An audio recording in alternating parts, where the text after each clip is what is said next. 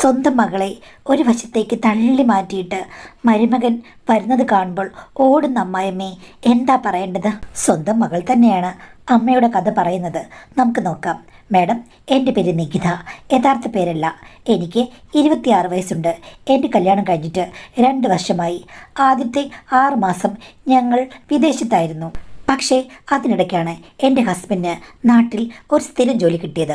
അപ്പോൾ എല്ലാവരും പറഞ്ഞു, ഇനിയിപ്പോൾ ഗൾഫിലൊന്നും നിൽക്കണ്ട, ഇങ്ങി പോരാൻ. അങ്ങനെയാണ് ഞങ്ങൾ നാട്ടിൽ വന്നത്. ചേട്ടൻ പോയി ജോയിൻ ചെയ്തു. പക്ഷെ ചേട്ടൻ്റെ വീട്ടിൽ നിന്ന് ഒത്തിരി ദൂരമാണ്, എൻ്റെ വീട്ടിൽ നിന്ന് അടുത്ത് വേണം. അപ്പോൾ എൻ്റെ അമ്മയാണ് പറഞ്ഞത്, അതിനെന്താ, നിങ്ങൾ രണ്ടുപേരും കൂടെ ഈ വീട്ടിലൊക്കെ താമസിക്കുക, ഇവിടെ ഇഷ്ടംപോലെ സ്ഥലമുണ്ട്. ഞാനും അച്ഛനും മാത്രമല്ലേ ഇവിടെ ഉള്ളൂ. നിൻ്റെ ചേട്ടൻ എന്നാ വരുന്നത്? അവൻ ആണ്ടിനോ സംക്രാന്തിക്ക് വരും എന്ന് വെച്ചിട്ട് ഈ വീടിങ്ങനെ അനാഥമായി കിടക്കേണ്ട വല്ല കാര്യമുണ്ടോ? ഞങ്ങൾക്ക് മിണ്ടിയും പറഞ്ഞൊക്കെ ഇരിക്കാൻ ആരെങ്കിലും വേണ്ടേ? നിങ്ങൾ ഇവിടെ അങ്ങ് നിൽക്കാൻ പറഞ്ഞു. ആദ്യം എൻ്റെ ഭർത്താവ് പറഞ്ഞു നമുക്ക് ടൗണിൽ ഏതെങ്കിലും വീടോ ഫ്ലാറ്റോ എടുക്കാമെന്ന്. പിന്നെ ഞാൻ പറഞ്ഞു അത് വേണ്ട ഏട്ടാ, ഇവിടെ നിൽക്കാം. അമ്മ പറഞ്ഞത് കേട്ടില്ലേന്ന്.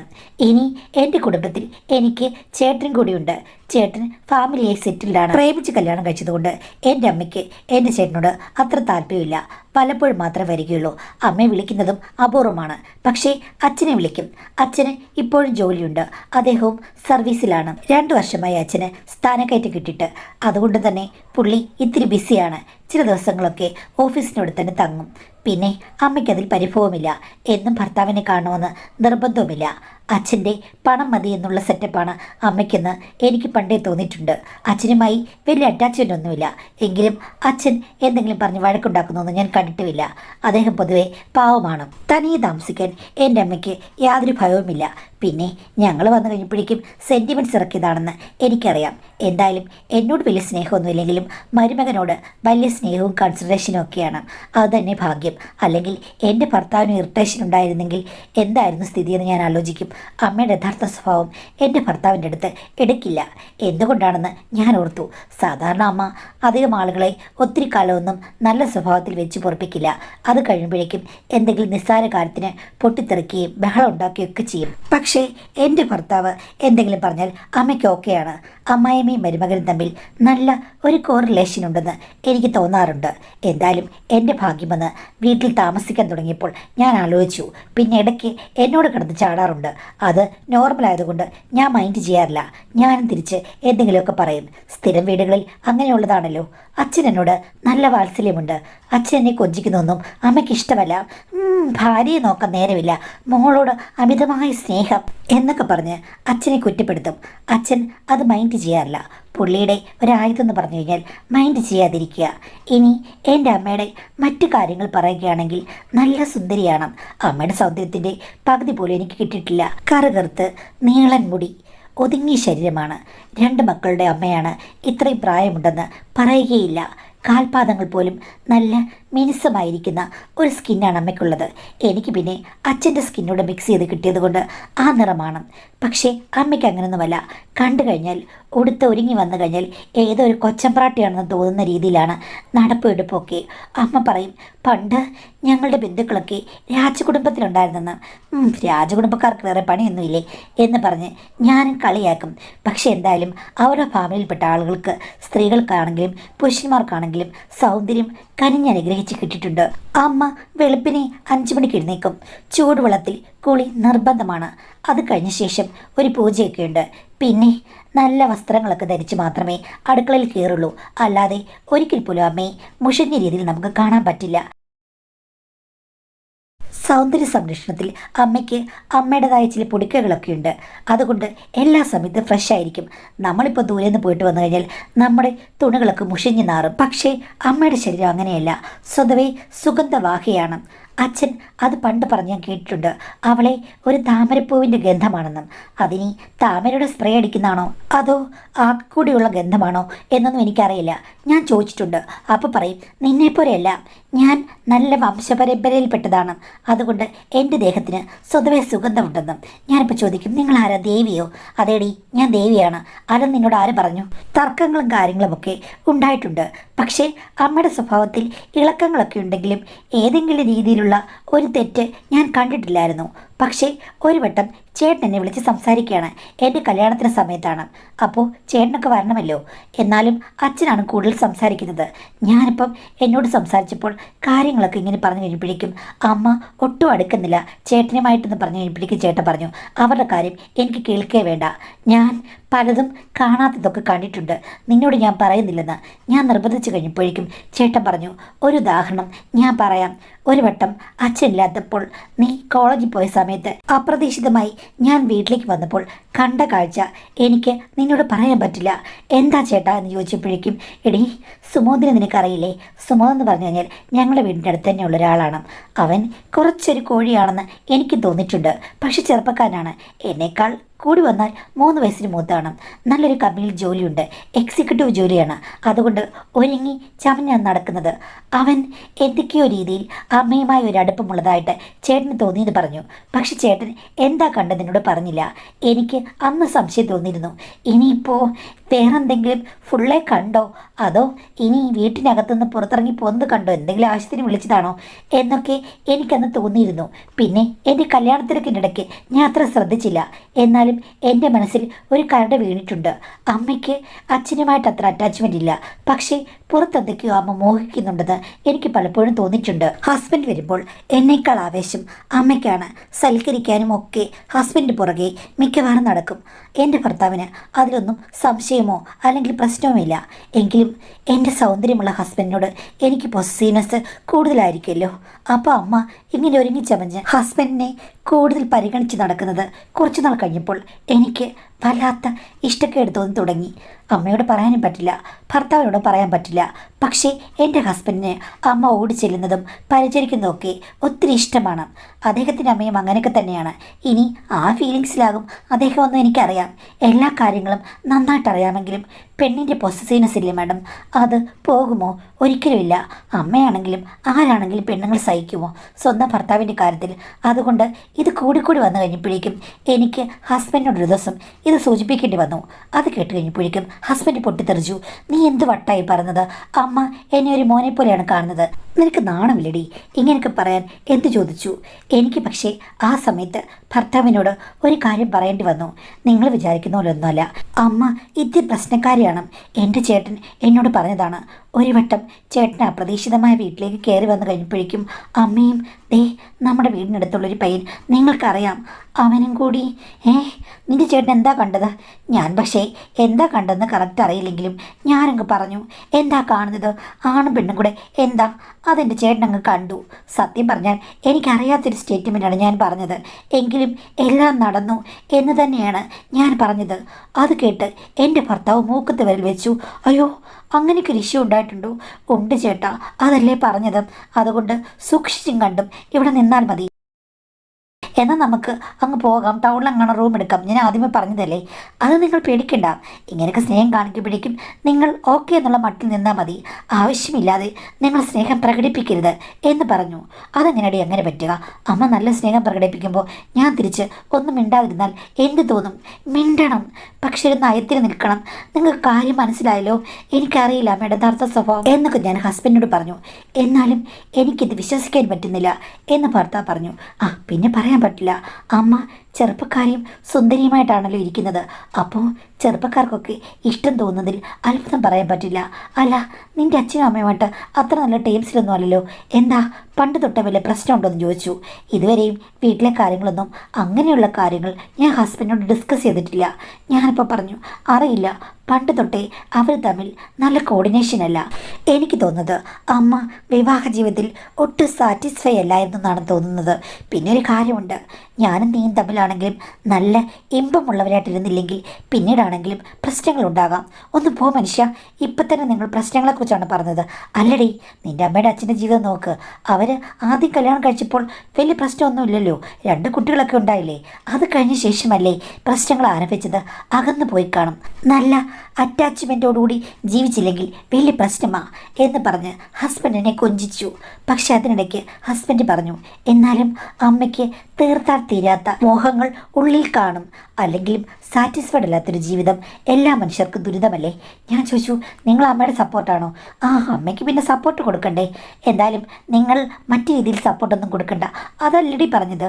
അമ്മയുടെ ആ സിറ്റുവേഷൻ നമുക്ക് മനസ്സിലാകണ്ടേ? നിനക്കാണെങ്കിലും മനസ്സിലാകും. നീ ഒരു സ്ത്രീയല്ലേ? പിന്നെ അതുകൊണ്ടായിരിക്കും ഒരു കൊച്ചു ചെറുപ്പക്കാരനെ അമ്മ ഇങ്ങോട്ട് വിളിച്ചത്. യാദൃശ്ചികമായിട്ട് അത് നിന്റെ ചേട്ടൻ കാണുകയും ചെയ്തു. എന്ത് ചെയ്യാനാ, മനുഷ്യരല്ലേ, നമുക്ക് അമ്മയോട് ക്ഷമിക്കാം. പിന്നെ നീ പറഞ്ഞത് ഞാൻ മനസ്സിൽ വെച്ചിട്ടുണ്ട്, ഇനി സൂക്ഷിച്ച് പെരുമാറിക്കൊള്ളാം എന്ന് ഹസ്ബൻഡ് പറഞ്ഞു. അത് കേട്ടപ്പോൾ എനിക്കും സമാധാനമായി. എങ്കിലും അമ്മയുടെ ആറ്റിറ്റ്യൂഡിന് ഒരു മാറ്റവും. പിന്നെ ഭർത്താവ് ഞാനുള്ളപ്പോൾ നല്ല രീതിയിലൊക്കെ അത് മാനേജ് ചെയ്ത് മുന്നോട്ട് പോകും. അത്ര മാത്രമേ ഉള്ളൂ. ഒരു ദിവസം ഞാനും ഹസ്ബൻഡും കൂടി ഒരു മാളിൽ പോയി. അവിടെ ഇപ്പോൾ ആണുങ്ങൾക്കും പെണ്ണുങ്ങൾക്കും വേണ്ടിയിട്ടുള്ള ജോക്കി പോലെയുള്ള സാധനങ്ങളുടെയൊക്കെ ഒരു ഷോറൂം തുടങ്ങിയതേ ഉണ്ടായിരുന്നുള്ളൂ. വിവിധ ബ്രാൻഡുകളുടെ ഉണ്ട്. അവിടെ കയറി കഴിഞ്ഞപ്പോഴേക്കും ഹസ്ബൻഡ് എനിക്ക് വാങ്ങിച്ചു തന്നു. ഹസ്ബൻഡ് വാങ്ങിച്ചു. പുതിയ ബ്രാൻഡാണ്. അദ്ദേഹത്തിന് ഇഷ്ടമല്ലേ എന്ന് വിചാരിച്ച് ഞാൻ കൂടുതലൊന്നും പറഞ്ഞില്ല. കാര്യം സ്ഥിരമായിട്ട് ഒരേ മെറ്റീരിയലും ഒരേ ബ്രാൻഡുമാണ് പുള്ളി ഉപയോഗിക്കുന്നത്. ഇതിപ്പോൾ ഇഷ്ടം തോന്നി വാങ്ങിച്ചതല്ലേ, ഞാനൊന്നും പറയാൻ പോയില്ല.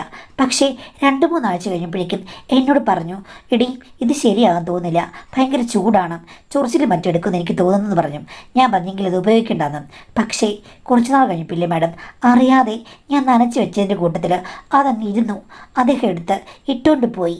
പിന്നെ വൈകുന്നേരം വന്നപ്പോഴില്ലേ എന്നെ കുറ്റം പറഞ്ഞു, നീ ഇതവിടെ എടുത്തു വെച്ചിരുന്നു, ഞാനെന്തെങ്കിലും ധൃതിക്ക് ഇട്ടിട്ട് പോയി.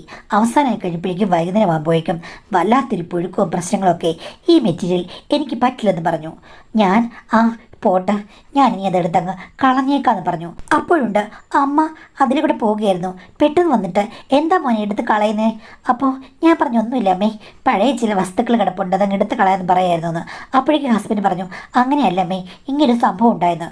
ഉടനെ അമ്മ എൻ്റെ നേരെ അങ്ങ് ചാടിത്തുള്ളി. എടി, സ്വന്തം ഭർത്താവിൻ്റെ കാര്യം നോക്കാൻ നിനക്ക് സമയമില്ലേ? നിനക്കിടെ വേറെ ജോലിയൊന്നുമില്ലല്ലോ. ആണുങ്ങൾക്ക് പിടിക്കാത്ത സാധനങ്ങളൊക്കെ എടുത്താണോടി വെക്കുന്നത്? ഇതൊക്കെ ശ്രദ്ധിക്കണ്ടേ?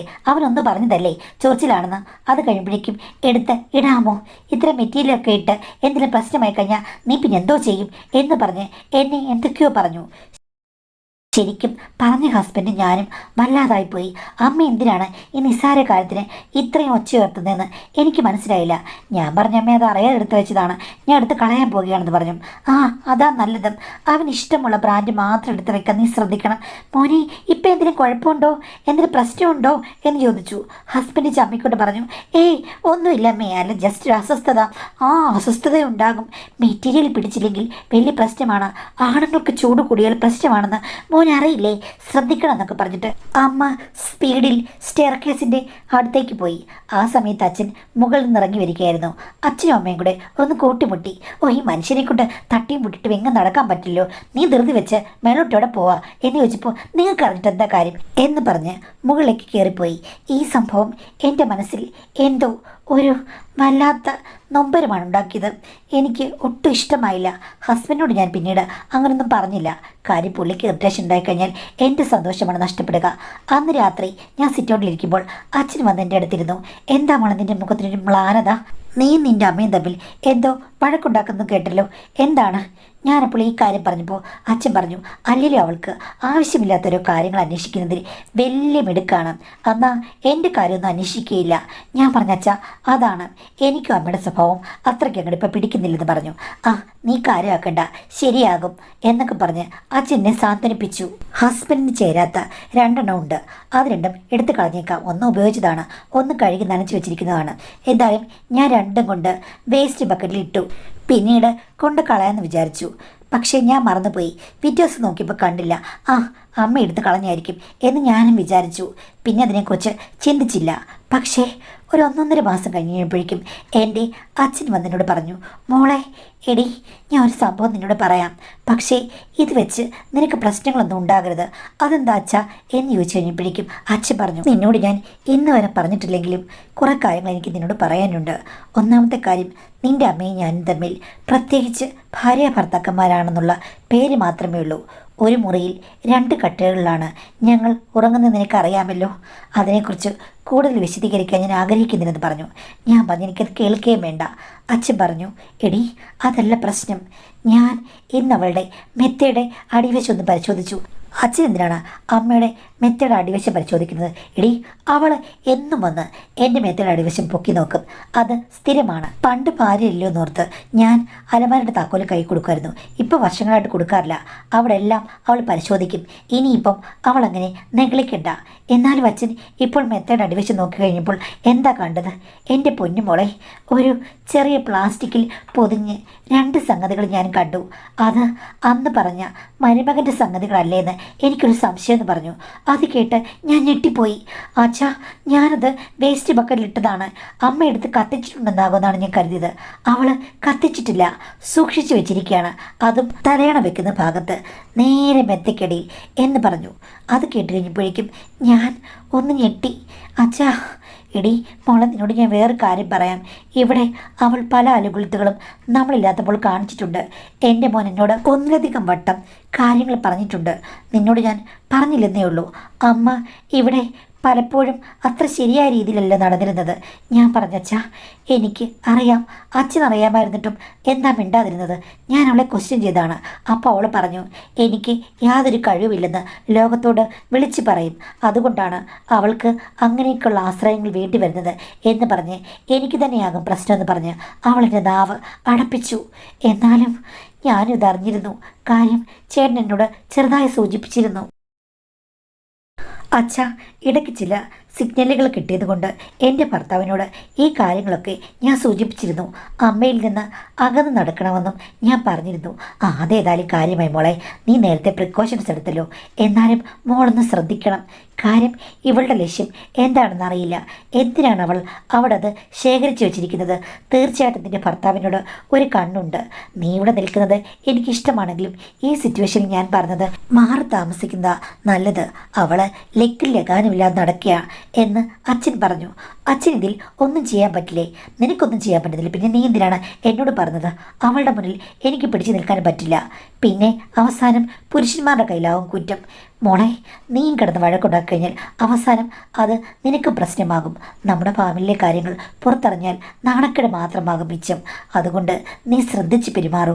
പിന്നെ ഇവിടെ താമസിക്കുന്ന സമയത്ത് നിൻ്റെ ഭർത്താവിനെ ഒന്ന് ശ്രദ്ധിക്കണം. അവളെ ഞാൻ കഴിഞ്ഞ ദിവസം ഉറക്കം ഉണർന്നപ്പോൾ റൂമിൽ കണ്ടില്ല. അതുകൊണ്ടാണ് ഞാൻ പറയുന്നത്. അത് നിൻ്റെ ഭർത്താവിനെ കുറ്റം പറയുന്നതല്ല. അവളിനി എവിടെ ഇറങ്ങിപ്പോയെന്ന് എനിക്കറിയില്ല. അച്ഛന് നോക്കാൻ മേലേ ഭാര്യ എവിടെയാണ് പോയെന്ന്? നോക്കണം എന്നുണ്ടായിരുന്നു. ഞാൻ കഥ തുറന്ന് പുറത്തിറങ്ങിയപ്പോഴേക്കും അവൾ തിരിച്ചു കയറി വന്നു. എവിടെ പോയെന്ന് ചോദിച്ചു കഴിഞ്ഞപ്പോഴേക്കും നിങ്ങൾക്കിതൊക്കെ അറിഞ്ഞിട്ട് എന്ത് വേണം എന്നാണ് എന്നോട് ചോദിച്ചത്. എൻ്റെ പൊന്നുമോളെ, എന്തൊക്കെയോ ഇഷ്യൂസ് ഉണ്ട്. എന്തായാലും നീ ശ്രദ്ധിക്കണം നിൻ്റെ ഭർത്താവിനെന്ന് പറഞ്ഞു. അത് കേട്ടതോടുകൂടി എനിക്ക് പുറത്തില്ലാതായി. ഭർത്താവിനോട് ഇത് പറയണമെന്ന് എനിക്ക് തോന്നി. പക്ഷെ പിന്നീട് ആലോചിച്ചു, വേണ്ട, ഇനി ഇങ്ങനെ രാത്രി ശ്രദ്ധിക്കണം. മിക്കവാറും ദിവസങ്ങളിൽ എനിക്ക് ഉറക്കമില്ലാതായി. പക്ഷേ അങ്ങനെ കാര്യങ്ങളൊന്നും ഞാൻ കണ്ടതുമില്ല. ഒരു ദിവസം പക്ഷെ ഞാൻ ഡീപ്പ് സ്ലീപ്പിലായിപ്പോയി. എന്നിട്ട് ഉറങ്ങി എഴുന്നേറ്റപ്പോൾ ഹസ്ബൻഡ് അവിടെയില്ല. ഞാൻ ബാത്റൂമിൽ നോക്കി, കണ്ടില്ല. ഫോൺ വിളിച്ചു കഴിഞ്ഞപ്പോഴേക്കും ഫോണ് റൂമിൽ ബെല്ലടിക്കുന്നു. അമ്മയുടെ റൂമിൽ ചെന്ന് നോക്കി കഴിഞ്ഞപ്പോഴേക്കും അമ്മയും അവിടെ ഇല്ലെന്ന് എനിക്ക് മനസ്സിലായി. അച്ഛനെ വിളിച്ച് ഞാൻ കാര്യം പറഞ്ഞു. അച്ഛൻ പറഞ്ഞു നമുക്ക് നോക്കാമെന്ന്. ഞങ്ങൾ രണ്ടുപേരും കൊണ്ട് നോക്കിയിട്ടെങ്കിലും കണ്ടില്ല മാഡം. ഞങ്ങൾക്കാകെ ടെൻഷനായി. ഇനി ഒളിച്ചോടി എങ്ങാനും പോയി കാണുമോ എന്നൊരു തോന്നലും ഉണ്ടായി. ആ സമയത്ത് ഞാൻ അച്ഛനോട് പറഞ്ഞു, എന്തായാലും ഞാൻ ടെറസ് വരെ ഒന്ന് പോയി നോക്കിയിട്ട് വരട്ടെ എന്ന് പറഞ്ഞ് പമ്മി ഞാൻ ടെറസിൻ്റെ അവിടേക്ക് പോയി മാഡം. അന്ന് നല്ല നിലാവുള്ളൊരു രാത്രിയാണ്. അവിടുത്തെ വാട്ടർ ടാങ്കിൻ്റെ അവിടെ ഞാൻ ചെന്നപ്പോൾ കണ്ട കാഴ്ച ലോകത്തിൽ ഒരു സ്ത്രീയും കാണാൻ പറ്റാത്ത കാഴ്ചയാണ്. അമ്മ കുതിരപ്പുറത്ത് ആടി ഉലഞ്ഞ് മുന്നോട്ട് പോകുന്ന പോലെയാണ് എനിക്ക് തോന്നിയത്. കണ്ട് ഞാൻ ഞെട്ടിപ്പോയി. ഇന്ന് വരെ എൻ്റെ ഭർത്താവ് ഇങ്ങനൊരു കാര്യം എന്നോട് പോലും ആവശ്യപ്പെട്ടിട്ടില്ല. ഇതിപ്പോൾ ഡയറക്റ്റായുള്ള കാര്യങ്ങളാണ്. ഒരു പ്രശ്നവുമില്ല. ഹസ്ബൻഡിനും പ്രശ്നങ്ങളാണ്. എന്നോടെന്നാൽ മോളെ നമുക്ക് എന്തെങ്കിലും പരീക്ഷിക്കാമെന്ന് ഇന്ന് വരെ പറഞ്ഞിട്ടുമില്ല. പക്ഷേ ഇവിടെ നടക്കുന്നത് എന്നോടുള്ള 100% ചീറ്റിംഗ് ആണെന്ന് എനിക്ക് മനസ്സിലായി. ഞാൻ ഒച്ച വെച്ചു. അച്ഛനും കയറി വന്നു. അന്ന് അവിടെ വലിയൊരു വഴക്കും മക്കാണോ ഒക്കെ നടന്നു. പക്ഷേ അമ്മയ്ക്കൊരു കൂസലുമില്ല. ഭർത്താവ് പേടിച്ചണ്ട് നിന്നു. അവസാനം അമ്മ എന്നോട് പറഞ്ഞു, നിനക്ക് ഈ വിവാഹത്തിന് താല്പര്യമില്ലെങ്കിൽ അവനെ ഉപേക്ഷിക്കുക. പിന്നെ അവനുമായിട്ട് എനിക്കിപ്പോഴും കണക്ഷൻ കാണും. അതിലൊന്നും ആരും പേടിച്ചിട്ടും വിഷമിച്ചിട്ടും കാര്യമില്ല എന്ന് പറഞ്ഞു. ഹസ്ബൻഡിനോട് ചോദിച്ചപ്പോൾ ഹസ്ബൻഡിന് ഉത്തരമില്ല. നാവ് തുറക്കുന്നതേയില്ല. ആ, ഒന്നുകിൽ നീ ഹസ്ബൻഡിനെയും കൊണ്ട് എവിടെയെങ്കിലും പോകൂ, അതാണ് നല്ലതെന്ന് അച്ഛൻ പറഞ്ഞു.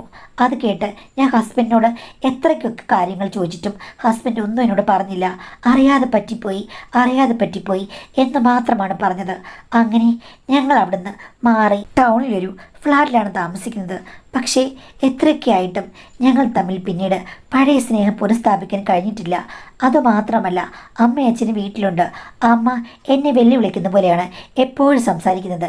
നീ പോയിട്ടും പ്രത്യേകിച്ച് പ്രയോജനമൊന്നുമില്ലെന്ന്.